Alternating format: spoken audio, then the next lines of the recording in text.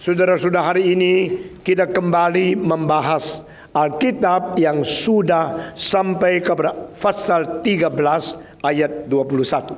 Saya akan membaca dari ayat 18 sampai ayat ke-20 dan 21 dan seterusnya. Saudara membaca, buka suara bersama-sama. Bukan tentang kamu semua. Aku berkata, aku tahu siapa yang telah kupilih. Tetapi haruslah genap nas ini. Orang yang makan rotiku telah mengangkat tumitnya terhadap aku. Aku mengatakannya kepadamu sekarang juga sebelum hal itu terjadi. Supaya jika hal itu terjadi, kamu percaya bahwa akulah dia. Aku berkata kepadamu, sesungguhnya barang siapa menerima orang yang kuutus, yang menerima aku, dan barang siapa menerima aku, yang menerima dia yang mengutus aku. Kita membaca bersama-sama ayat 21 dan seterusnya. Setelah Yesus berkata demikian, ia sangat terharu, lalu bersaksi, aku berkata kepadamu, sesungguhnya seorang di antara kamu akan menyerahkan aku. Murid-murid itu memandang seorang kepada yang lain. Mereka ragu-ragu siapa yang dimaksudkannya. Seorang di antara murid Yesus, yaitu murid yang dikasihnya, bersandar dekat kepadanya. Di sebelah kanannya kepada murid itu, Simon Petrus memberi isyarat dan berkata, tanyalah siapa yang dimaksudnya itu. Murid yang duduk dekat Yesus itu berpaling dan berkata kepadanya, Tuhan, siapakah itu? Jawab Yesus, dialah itu yang kepadanya aku akan memberikan roti sesudah aku mencelupkannya. Sesudah berkata demikian, ia mengambil roti, mencelupnya dan memberikannya kepada Yudas, anak Simon Iskariot. Dan sesudah Yudas menerima roti itu, ia kerasukan iblis. Maka Yesus berkata kepadanya, apa yang hendak kau perbuat? Perbuatlah dengan segera. Tetapi tidak ada seorang pun dari antara mereka yang duduk makan itu mengerti apa maksud Yesus mengatakan itu kepada Yudas. Karena Yudas memegang kas. Ada yang menyangka bahwa Yesus menyuruh dia membeli apa-apa yang perlu untuk perayaan itu, atau memberi apa-apa kepada orang miskin. Yudas menerima roti itu, lalu segera pergi. Pada waktu itu hari sudah malam. Pembacaan kitab suci sampai di sini. Di pasal 13 yang dimulai dengan kasih dan diakhiri dengan kasih. Ini satu pasal yang sangat istimewa. Pasal ini memisahkan seluruh grup pertama di abad pertama untuk menyatakan datangnya kerajaan Allah. Sekarang split. Bertobatlah kamu karena kerajaan Allah sudah dekat. Ini berita pertama di perjanjian baru yang muncul pertama-tama dari mulut daripada Yohanes Pembaptis. Lalu disusul dengan Yesus Kristus. Setelah itu Yesus berdoa satu malam, lalu dia memilih 12 murid. Ini semua melewat satu fasa dengan satu fasa, sehari dengan sehari, seminggu dengan seminggu, sebulan dengan sebulan, setahun dengan setahun. 3 tahun setengah kemudian datanglah satu fasa di mana grup ini split, pecah. Di mana grup ini ada yang meninggalkan dan tidak kembali lagi untuk selama-lamanya. Ini adalah hal yang harus terjadi. Karena ini adalah rencana Tuhan Allah. Mengizinkan seorang yang dipilih di dalam kelompok yang disebut rasul. Tetapi mengizinkan orang ini sesuai dengan nubuat Alkitab yang harus digenapkan. Menjual Yesus lalu dia pergi. Ini pasal kasih. Pasal 13 pada permulaan mengatakan Yesus mengetahui bahwa hari dia harus menghadapi Paskah sebagai domba yang disembelih mengganti kaum pilihan itu sudah dekat. Maka dia setelah mengasihi orang yang dicintai itu, dia mengasihi mereka sampai kesudahan. Lalu pasal ini akhirnya mengatakan berkasih-kasihanlah engkau satu dengan lain. Inilah perintahku yang baru. Saudara-saudara, di tengah-tengah mulai dengan kasih dan akhiri dengan kasih, ditambah dengan sesuatu peringatan bahwa engkau tak mungkin kasih aku, engkau akan menyangkal aku. Ya Petrus, tengah-tengahnya terjadi split. Sebelumnya terjadi akan perpisahan ini yang semua sudah direncanakan dan diizinkan oleh Tuhan. Yesus menyatakan cinta kasih setuntas-tuntasnya, merendahkan diri, mencuci kaki murid-muridnya. Mencuci kaki murid-muridnya, termasuk cuci kaki murid yang mau melawan, yang menyangkal, menjual dia. Iya. Mencuci kaki murid-muridnya, termasuk anak binasa itu. Iya. Saya tidak ngerti. Saya tidak ngerti tangan yang mencipta langit dan bumi sekarang mencuci orang yang binasa. Tangan yang menciptakan alam semesta sekarang harus mencuci orang yang kurang ajar yang akan menjual dia. Tapi cinta Tuhan bukan hanya cinta hanya untuk orang kelompok yang dikasihi, yang dipilih. Cinta Tuhan juga menyangkut orang-orang yang tidak dipilih. Tetapi hampir tidak ada orang cuci sepatu. Siapa yang saban hari cuci sepatu, coba angkat tangan. Nah, berani kan angkat tangan? Engkau kalau cuci sepatu pun hanya untuk luar supaya dilihat, maka semua sepatu bersifat Parisi. Saya pernah cuci uang, karena uang itu kotor. Saya taruh di dalam air, sesuai itu saya angkat lalu taruh di atas kaca sehingga dia tetap rapi, tidak lungset dan karu-karuan. Karena di atas kertas uang itu bakteri-bakteri paling banyak selain kakus. Itu kotor sekali.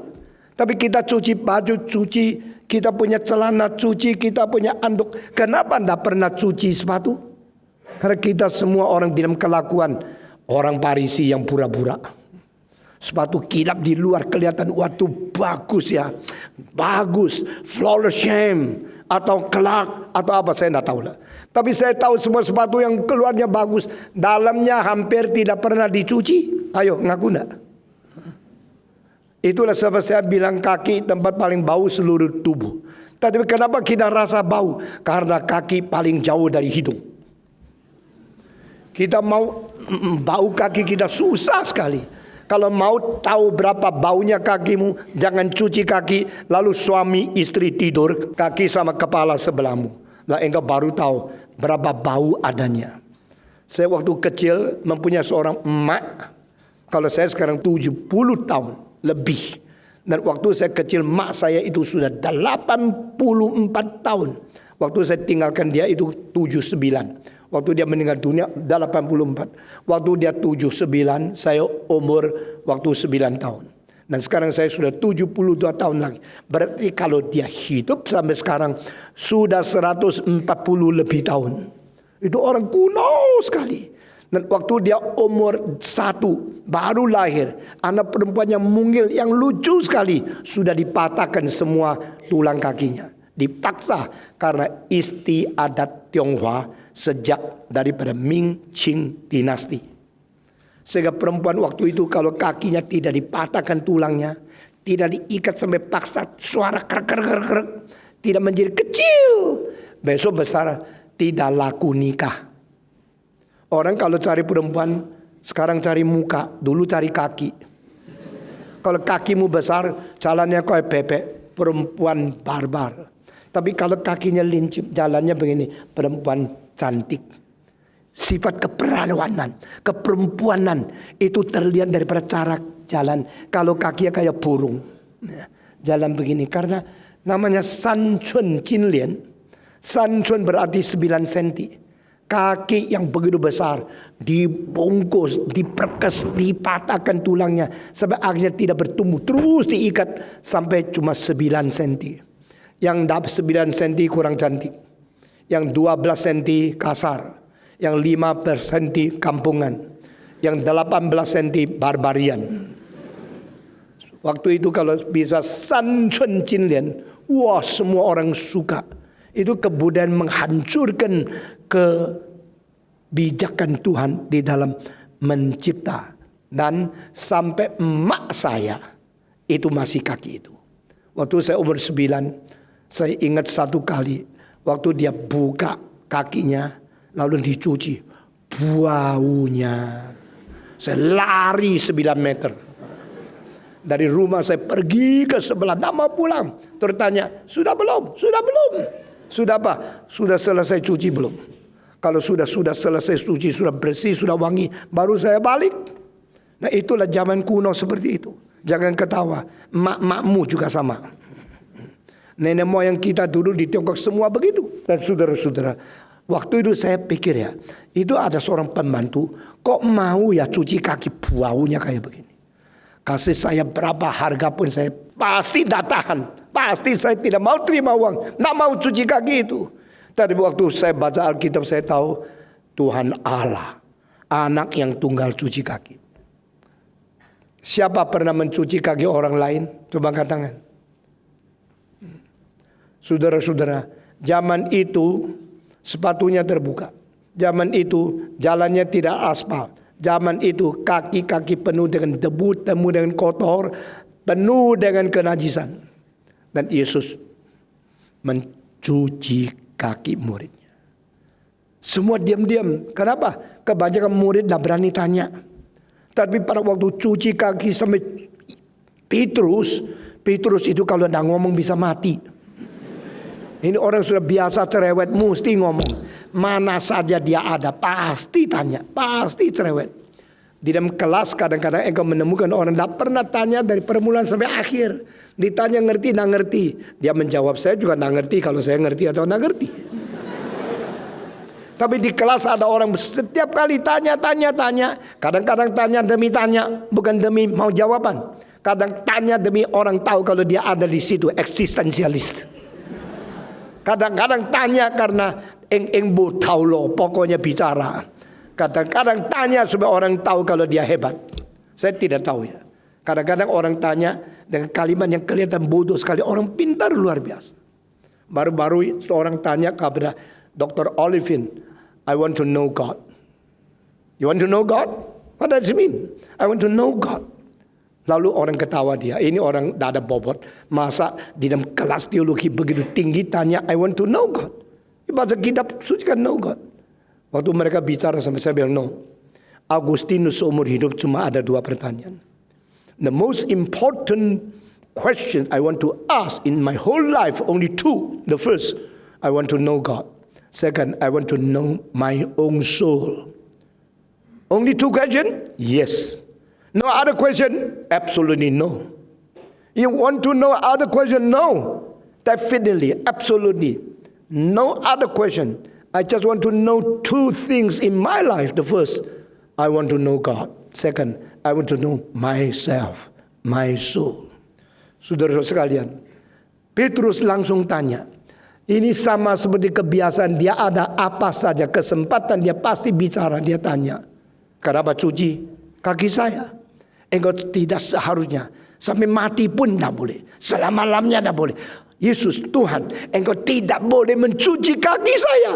Sampai mati pun tidak boleh. Baru 1 detik Yesus menjawab, kalau saya tidak cuci kakimu, engkau tidak bagian dengan saya. Kalau gini cucilah seluruh badan. Ini Petrus adalah seorang sanguin. Sanguin cepat ngomong, cepat nyesel, cepat senang, cepat susah, cepat ketawa, cepat nangis. Itu namanya sanguin. Ada orang bukan sanguin, tapi batu. Tak mungkin ketawa, tak mungkin sedih, tak mungkin susah, tak mungkin senang, tak mungkin diam, tak mungkin apa. Kayak orang mati tapi bisa jalan. Petrus lain, Petrus sanguin. So easy to mad, so easy to be angry, and so easy to sad, so easy to be grief. Petrus berbeda dengan semua orang lain. Lalu Yesus mengatakan, aku kalau tidak cuci kamu, kamu tidak ada bagian dalam diriku. Hah? Tidak ada bagian. Dia paling takut kalau tidak ada bagian. Ketakutan terlempar. Ketakutan terbuang. Ketakutan tidak dicintai lagi oleh Yesus Kristus. Jadi dia mempunyai satu hati yang polos sekali. Beda sama Yudas. Yudas tidak ada bagian, tidak apa-apa. Asal lu dijual, uangnya saya berbagian. Kurang ajar banget ya. Dia tidak takut tidak ada bagian di dalam diri Yesus. Dia takut kalau uang Yesus dijual, dia tidak ada bagian. Berbeda sekali. Karakter yang saling bertolak. Satu aspek dan aspek. Satu arah dan arah yang lain. Petrus ketakutan kalau tidak. Kalau begini, cucilah kepalaku, cucilah badanku. Saya tidak ngerti loh. Orang sudah tua minta suruh orang cuci badannya. Nah malu. Apa engkau berani patung, cucilah badanku. Itulah Petrus. Yesus, cucilah badanku, seluruh badan. Cucilah kepalaku. Yesus menjawab, yang sudah mandi tidak perlu cuci semua, hanya kakinya saja. Artinya engkau kalau sudah diselamatkan, sekarang koreksi kelakuanmu, bukan yang lain. Your life have been redeemed. Your soul have been born again, and you should correct your own doings, your own behavior, your own daily life. You should clean your steps. Yesus tidak mengatakan, oke, sekarang saya cuci badanmu. Tak perlu. Kamu sudah mandi, tidak perlu cuci lagi, tapi kakimu harus dibersihkan. Dan aku akan membersihkan kakimu. Dengan status sebagai guru, sebagai dosenmu, saya merendahkan diri. Saudara-saudara, tidak ada orang lebih rendah hati dari Yesus Kristus. Dia adalah Allah, jelma menjadi manusia, menjadi pelayan. Di tengah-tengah muridnya, dia membasuh kaki mereka. Setelah membasuh kaki mereka, kita sudah selesai semua ini. Dan dia berkata, bukan tentang kamu semua aku berkata. Aku tahu siapa yang telah kupilih. I know you are all chosen by me. I know whom I elect. Saya tahu. Tetapi haruslah genap nas ini, orang yang makan rotiku telah mengangkat tumitnya terhadap aku. Apa artinya? Barang siapa yang saya pilih di antaranya ada satu orang yang makan bersama secara meja, tapi secara kaki dia mentendang saya. Itu artinya. Those who eat together with me, they kick me with their feet. Yang makan bersama dengan aku akan menyepak aku dengan kaki dia. Saudara-saudara, ini sesuatu keadaan yang sangat-sangat kurang ajar. Karena di atas meja tidak kelihatan apa yang dilakukan. Yang dilakukan di bawah meja. Saudara-saudara sekalian, ini orang yang paling tidak jujur. Karena kelihatan beres. Saudara-saudara, kalau ada orang senyum sama kamu di atas meja. Waktu foto bagus, tapi saat dia senyum, dia sepak kamu. Orang itu orang jahat. Jangan berkawan dengan orang seperti ini. Yang kelihatan senyum-senyum. Yang kelihatan baik-baik sama kamu. Peribahasa Tionghoa mengatakan, di dalam senyuman menyimpan pisau. Xiao li chang dao. Orang yang paling banyak dibunuh sepanjang sejarah adalah Pol Pot. Dan orang-orang yang disebut Khmer, merah, terjadi di Indochina. Dan waktu itu lebih 3 juta manusia dibunuh habis. Tulang-tulangnya tidak tahu mau dibuang di sana, dikumpulkan. Tengkorak-tengkorak menjadi seperti gunung. Tetapi orang-orang membunuh bukan orang yang kelihatan kejam. Justru orang yang kelihatan kejam, kadang-kadang hatinya lembut. Orang yang kelihatan senyum-senyum, dalamnya ada pisau. Maka wanita, jangan kira kalau suamimu senyum-senyum baik. Jangan kira orang yang kelihatan ramah itu pasti baik. Banyak orang mempunyai muka satu aspek, hatinya aspek yang lain. Janganlah tertipu oleh lahiriah. Janganlah hanya melihat tampang saja. Demikian firman Tuhan. Saudara-saudara sekalian, orang yang makan bersama di atas meja dengan aku, dengan kaki tuminya diangkat menyepak aku. Kalimat ini dari siapa? Dari Yesus Kristus. Anak Allah pun di dunia mengalami pemberontakan seperti ini. Anak Allah yang tunggal datang ke dunia untuk menyelamatkan, dijual oleh murid yang dia pilih sendiri. Orang yang pergi ke sini sana dengan tangan menyembuhkan orang sakit, dengan kaki melintasi kampung, kota, desa, gunung dan semua tempat-tempat di pantai. Yesus Kristus Dengan kedua kakinya menjelajah semua tempat. Dengan kedua tangannya menyembuhkan orang sakit. Adalah harus dipaku di atas kayu salib. Dengan kedua tangan diulurkan untuk dipaku dan dilubangin. Kedua kakinya dilubangin. What's wrong?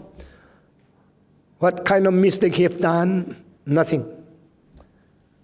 Dan semua ini karena ada seorang menjual dia. Dan menjual dia supaya dia harus dipaku pun ini sudah dinubuatkan. Dan nubuat ini harus digenapi. Maka Yesus berkata bukan mengenai kamu.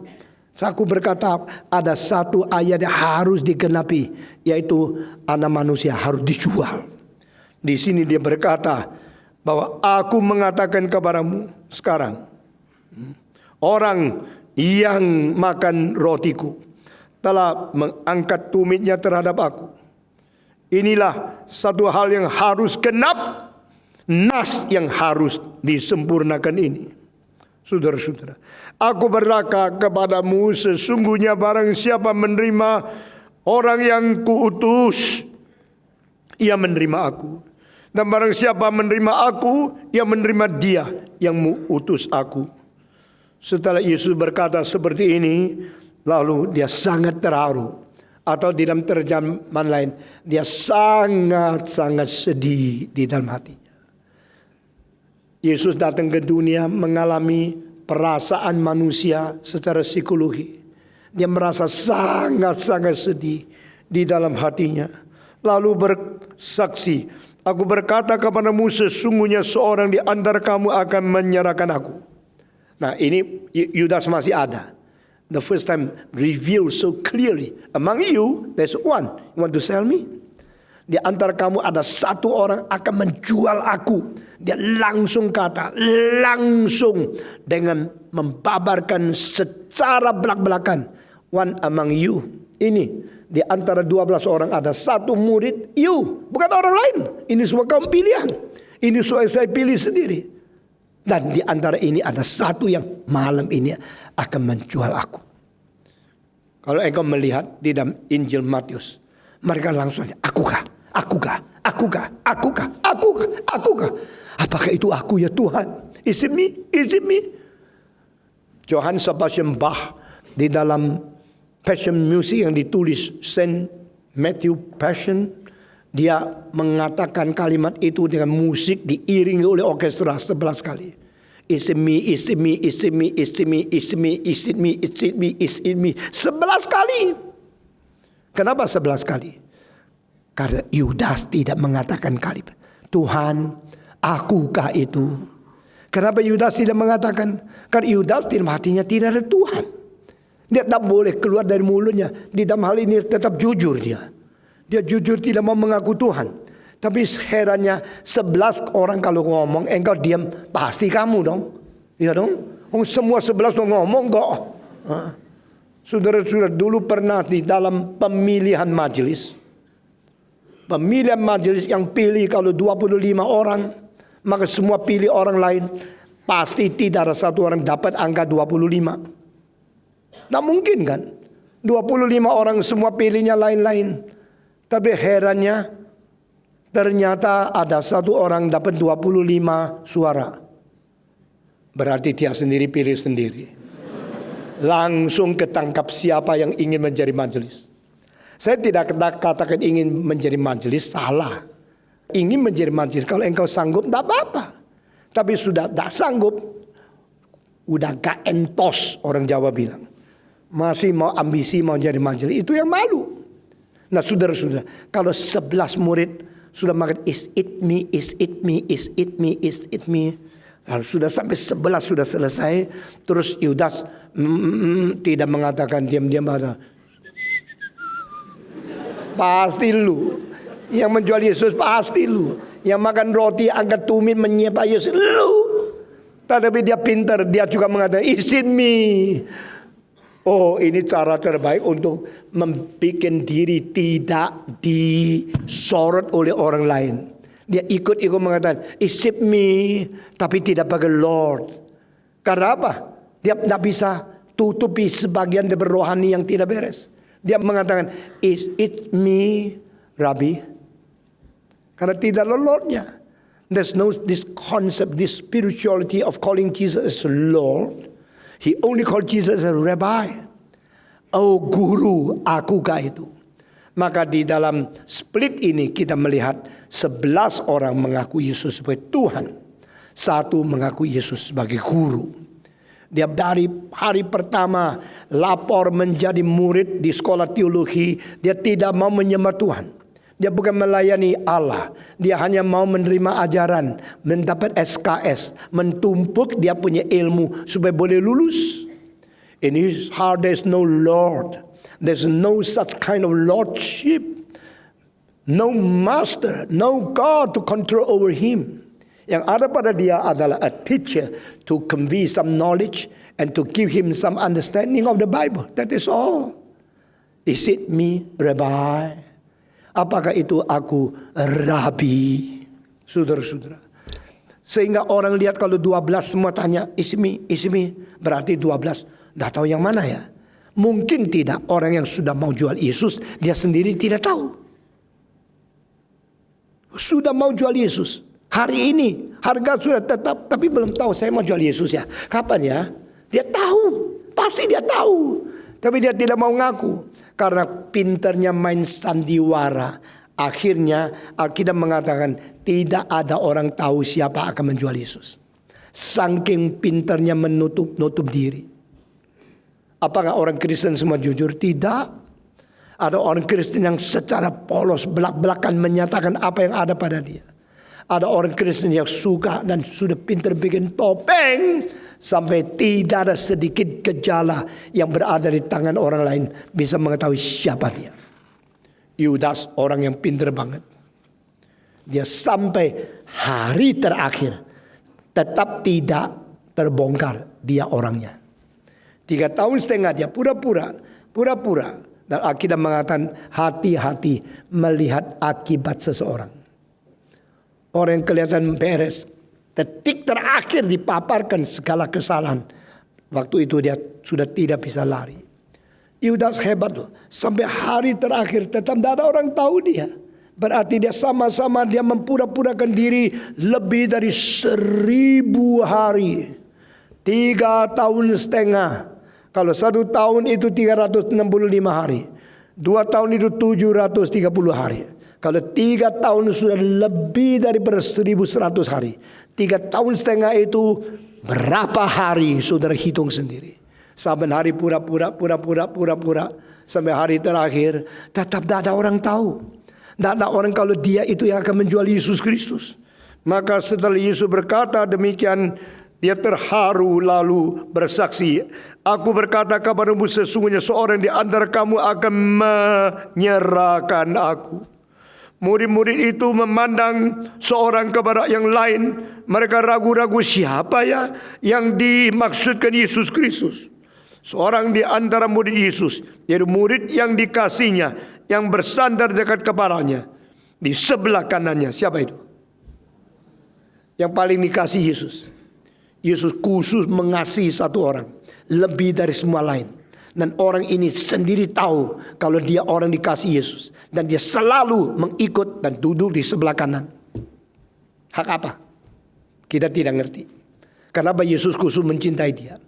Karena orang ini yang diharapkan untuk meneruskan kekristenan lebih daripada 1/4 abad setelah Paulus mati, setelah Petrus mati. Maka ada satu kasih yang khusus untuk anak ini. Karena Tuhan tahu orang ini mempunyai tugas yang berat untuk berpuluh-puluh tahun yang akan datang. Dan dia juga tahu. Dan dia duduk di sebelah kanan. Dia dekat dengan Yesus Kristus. Dia seolah-olah tidak segan menerima sesuatu tawaran Yesus yang lebih cinta dia daripada orang lain. Dan dia terus mendekati Yesus. Pada malam terakhir dia dekat di sebelah kanan. Sehingga yang lain cuma bisa suruh dia. Coba tanya. Yohanes, minta Tuhan bocorkan siapa itu orangnya. Yesus pada pengwahyuan pertama mengatakan ada satu orang di antara kamu. Tetapi Petrus mengatakan tidak cukup. Saya mau tahu orang itu siapa. Cuma tahu ada satu, tebaknya 12 kali susah. Ada kalanya kita dengar orang lapor ya. Ada hal ini saya kasih tahu. Di antara 3 orang itu satu udah beres.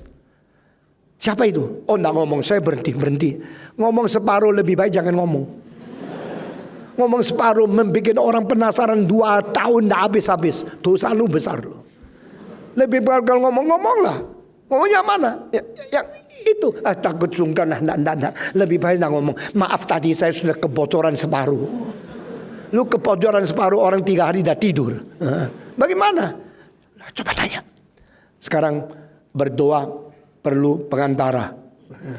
Pengantara antara Rasul Petrus sama Yesus Kristus adalah Yohanes yang lebih muda.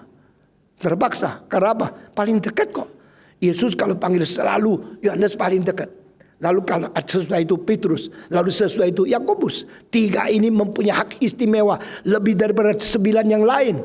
Ini satu circle yang paling inner, yang paling dalam. The inner core circle.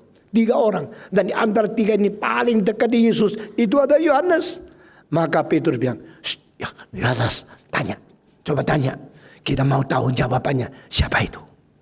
Lalu Yohanes ya ikuti, kalau enggak murid paling kecil kan bisa dipukul sama orang lain. Di antara kelas itu yang kecil selalu taat. Kalau tidak bahaya kan. Badannya kecil. Kalau tidak taat bagaimana? Lalu Yohanes coba tanya. Yesus siapa ya? Siapa? Yesus sekarang memberikan penguayaan kedua. Yesus dengan berani, dengan belak-belakan mengasih tahu kepada dia. Maka murid yang duduk dengan Yesus itu berpaling dan berkata kepadanya, Tuhan, siapakah itu? Jawab Yesus, tidak usah tahu. Nanti besok tahu sendiri. Entah loh, Yesus sangat mengasihi dia. Dan Yesus suka memberikan segala rahasia kepada murid ini. Yesus selalu mengatakan yang paling intim kepada dia. Dan jangan iri ya, kalau orang dicintai itu, karena itu tugas berat. Kalau tidak ada Yohanes, kita tidak pernah mengetahui ayat Yohanes 3:16. Kalau tidak Yohanes, kita tidak pernah mengetahui anak Allah bagaimana berdoa dengan Allah Bapa. Kalau tidak Yohanes, kita tidak pernah mengetahui ada seorang nama Nikodemus pernah mencari Yesus. Kalau tidak Yohanes, kita tidak pernah mengetahui ada seorang yang didekati oleh Yesus di pinggir sumur yang namanya perempuan Samaria. Kalau tidak Yohanes, kita tidak pernah mengetahui banyak hal hanya dicatat oleh Yohanes. Kalau tidak Yohanes, tidak ada peperangan antara Christianity and the Gnosticism in the end of the first century. Kalau tidak Yohanes, so many things will lost, will missed, will be fly away. Kalau tidak Yohanes, tidak pernah ada orang mengetahui Allah itu Logos. Logos beserta dengan Allah. Dan Logos pencipta segala sesuatu. Karena Matius tidak catat. Markus tidak catat. Lukas tidak catat. Apa salahnya Yesus mendekati seorang yang dia kasih dan memberikan lebih banyak wahyu kepada anak ini? Apa salahnya sehingga menimbulkan iri hati banyak orang kepada dia?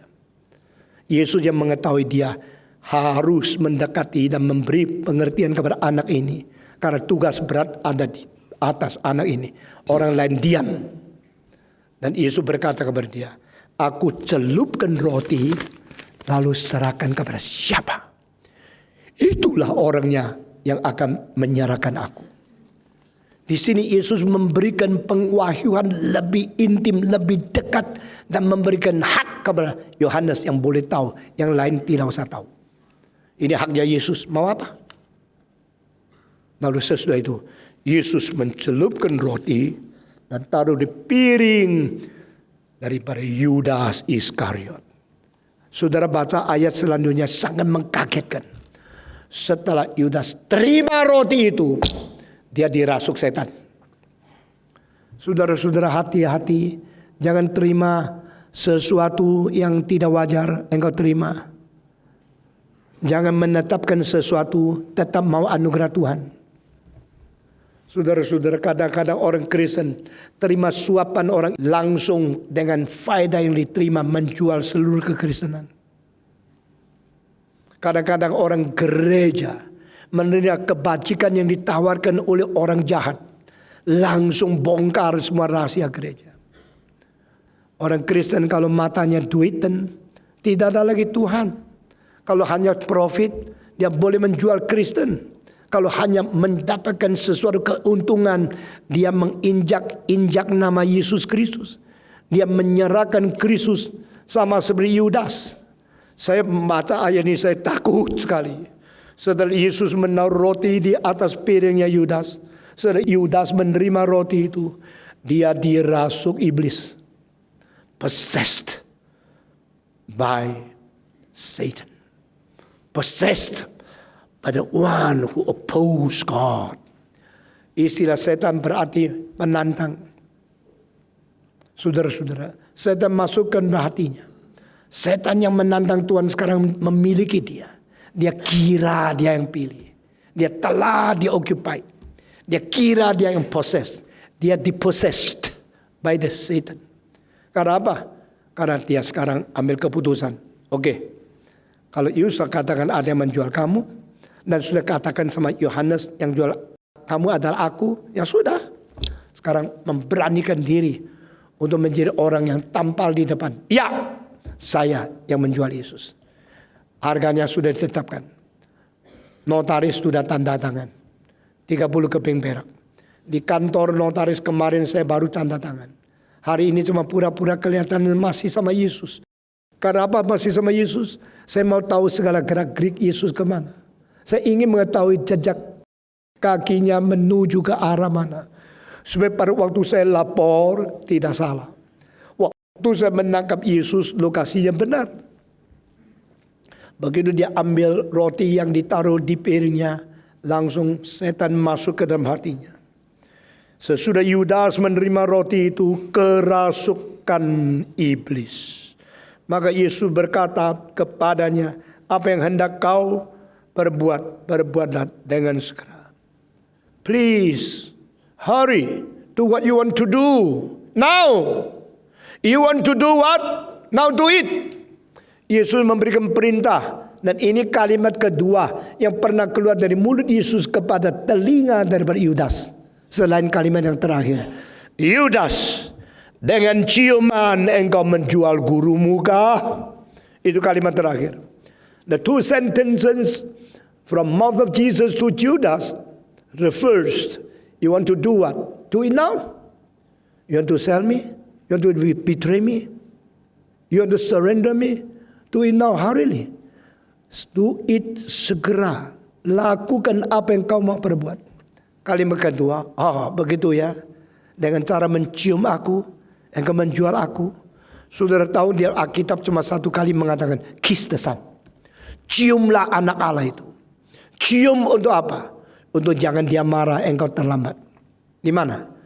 Di Mazmur pasal 2. Kiss the son, lest him be angry. Jangan tunggu sampai kemarahan dia tiba. Pada waktu penghakiman dia mau melakukan penghukuman, engkau tidak bisa lari. Kalau engkau tidak mau dia marah, sekarang cium dia. Kiss the son. Dan dalam seluruh kitab suci ternyata there's only one man ever kiss the son. Siapa? Yudas Iskariot. Dan Yesus mengatakan, by kissing me, you betray me? Is this your way? Is this your method? Dengan ciuman engkau menjual aku kah? Saudara-saudara, kalimat kedua terakhir, do it now. Hurriedly, what you want to do. Kalimat ini arti teologinya berat sekali. Yesus berkata, Yudas, yang kau ingin perbuat, buatlah segera. Kalimat ini membuktikan Yudas bukan dipilih untuk menjadi pelaksana pasif ketentuan dan rencana Allah supaya dia diperalat menjual Yesus. Tidak. Di sini dengan jelas, what you want to do it now. Hurry. Yang kau ingin perbuat, perbuatkanlah sekarang segera. Kalimat ini membantah kalimat-kalimat orang yang bodoh yang mengatakan Yudas kan sama pupet dipakai oleh Yesus supaya kehendak Allah boleh genap. Yesus mesti dijual kan?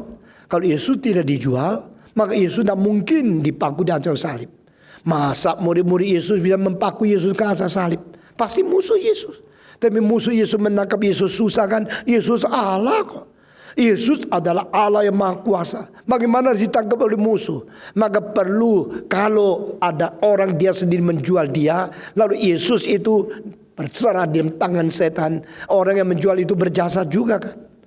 Kalau Yesus tidak mati kan tidak menyelamatkan kita. Kalau Yesus tidak jual tidak bisa mati. Maka yang menjual berjasa besar kan. Makelar itu juga ada harganya. Inilah makelar. In a broker. You want to buy a house? Let me tell you, this house is good. And I get money from you, get money from them, and you make your deal. You go yourself. Yudas yang menyerahkan Yesus kepada orang Yahudi berjasa juga kan. Kalau Yudas tidak menjual Yesus, Yesus dah laku kan. Kalau Yesus dah laku, mati dah jadi kan. Kan Yesus mati dah jadi, darahnya tidak dialirkan. Kalau Yesus tidak mengalir darah, dosa tidak diampuni kan. Puji Tuhan, Yesus jual. Puji Tuhan, Yudas maklar. Kalau dia tidak melakukan, tidak bisa kan. Maka sebenarnya lu orang Kristen bodoh. Yudas itu berjasa. Yudas itu hanya melakukan kehendak Allah. Karena Allah mau Yesus mati, mesti ada orang yang menjadi broker. Maka Yudas dipilih untuk melunaskan hak ini. Di sini jawabannya. Yudas, yang kau ingin perbuatlah segera. Berarti ini rencana Allah atau kemauan Yudas? Jawab. Kemauan Yudas. Yudas, yang kau ingin perbuat, lakukanlah sekarang. You don't tell us this God's will to use you. You should this what you want to do. Yang kau ingin lakukan. Saudara-saudara, pada zaman reformasi ada tuduhan kalau Calvinisme pengajarannya adalah Tuhan menentukan segala sesuatu. Langsung jujur ada Tuhan pencipta dosa. The first cause of sin is God. God is one who make all possible. And the possibility of the existence of sin and rebellion to God is also caused by God. So, reasoning speaking, the logical conclusion, God should be responsible for every sin exists because everything from Him. Allah adalah sumber, adalah penyebab utama daripada dosa. Saudara-saudara, akhirnya dibantah oleh seorang, orang itu banyak orang reform tidak tahu. Karena kita pentingkan Calvin. Tapi yang menjawab pertanyaan ini bukan Calvin tetapi Melanchthon. Melanchthon kawan baik daripada siapa? Martin Luther. Dan Melanchthon tidak menyusun Augsburg Confession.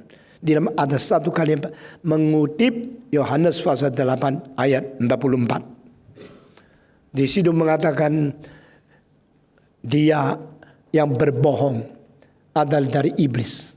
Karena iblis adalah bapa semua orang berbohong. Dan iblis berdosa atas kemauan sendiri. Dan dia adalah sumber dosa. Di situ Yesus tidak mengatakan orang berdosa lalu dari iblis. Iblis berdosa karena Tuhan menetapkan. Iblis itu adalah yang berdosa berdasarkan diri sendiri. Tidak ada satu orang boleh mengatakan aku berdosa karena Tuhan. Aku berdosa karena lingkungan. Aku berdosa karena kawan tidak baik. Seorang ibu berkata kepada saya, anakku ya waktu lahir lucu sekali loh. Akhirnya menjadi rusak. Kenapa tahu? Kenapa tahu? Pak Tong tahu enggak? Tahu. Saya pasti tahu. Tapi dia tanya, lu tahu enggak? Tahu enggak? Seperti saya enggak tahu. Lalu saya tanya lagi, apa sih yang menyebabkan anakmu jadi kurang ajar? Kawannya. Dia bergaul dengan kawan yang jelek. Lalu saya tanya kepada ibunya kawan itu. Anakmu waktu dilahirkan lucu sekali loh. Anakku baik sekali. Akhirnya menjadi rusak karena kawannya, yaitu anak ini. Jadi, are you a good man? Since the beginning, you're so pure, so perfect, and influenced by others. So you blame others. Alkitab bilang, no. Kalau kamu berdosa karena nafsumu sendiri yang telah menghasilkan pikiran untuk berdosa, dan dosa akan menghasilkan kematian. Saya baru terbit buku saya kira-kira 200 halaman di Hong Kong mengenai the research of the cause and the source of sin. Penyelidikan tentang sumber dosa di dalam bahasa Mandarin. Mungkin satu hari saya terjemahkan menjadi kitab di dalam bahasa Indonesia. Seluruh buku itu hanya membahas 3 ayat di dalam Yakobus. Yaitu Allah tidak dicobai dan Allah tidak mencobai. Kalau ada orang dicobai, dia harus mengetahui dari nafsu dia sendiri yang akhirnya menghasilkan dosa. Dan dari dosa mengakibatkan kematian. Nah, 3 ayat itu dibahas sampai 200 halaman. Saudara-saudara sekalian, Yudas berdosa karena siapa? Karena Tuhan yang pilih? Tidak. Yudas berdosa karena apa? Karena ditakdirkan? Tidak. Yudas berdosa karena apa? Karena Yesus berkata, yang kau ingin lakukan, perbuatkanlah sekarang segera. Judas is the source of Judas' sin. Satan is the first cause of Satan's sin. God is not. God is not the cause, neither the source of sin or evil doings. Nothing to do. Semua anugerah dari Tuhan. Semua dosa daripada diri kita yang tidak mau takluk kepada Tuhan. Yesus menjadi contoh terbaik bagaimana menjadi seorang yang suci, yang mentaklukkan diri kepada Tuhan dengan kalimat, Thy will be done, not my will be done. Di mana? Di Getsemani. Nah, itulah jawaban yang paling jitu. Bahwa kalau aku mentaklukkan kemauanku di bawah kemauanmu, lalu aku menjalankan kehendakmu yang terjadi, dosa tidak jadi. Kita sering mengatakan, God, let my will be done, not thy will be done. Itu sebab dosa keluar. Dosa bukan dari Allah. Dosa bukan dari orang lain. Dosa bukan dari kawan yang jelek. Dosa dari dirimu yang ingin menyatakan diri dan ingin menyerahkan diri kepada setan yang melawan Tuhan. Karena dicobai kok. Kalau engkau dicobai berdosa, dicobai oleh setan. Kalau gini setan dicobai setan. Coba setan kalau berdosa, pasti dicobai setannya setan. Kalau tidak bisa berdosa. Lalu setannya setan kok bisa berdosa? Pasti dicobai setannya setan. Setannya setan, kenapa bisa berdosa? Pasti dicobai oleh setannya setan. Kalau begini sampai mulutmu mencong belum selesai jawabannya. Where is the first cause? Who is the first cause of sin? Not God. But yourself. Your self-lust. Your self-ambition. Your self-wild desire. Nafsumu yang liar itulah penyebab dosa. Meskipun dosa sudah di pinggir kita, tapi di dalam diri kita, jikalau tidak ada self-desire yang evil, tidak mungkin kita kait dengan dosa. Itu sebab biar burung berterbang di kepalamu, engkau tidak mungkin mempunyai mahkota yang ada tai burung. Kecuali engkau membiarkan kepalamu menjadi sarangnya. Diusir. Setelah diusir, engkau tidak apa. Tapi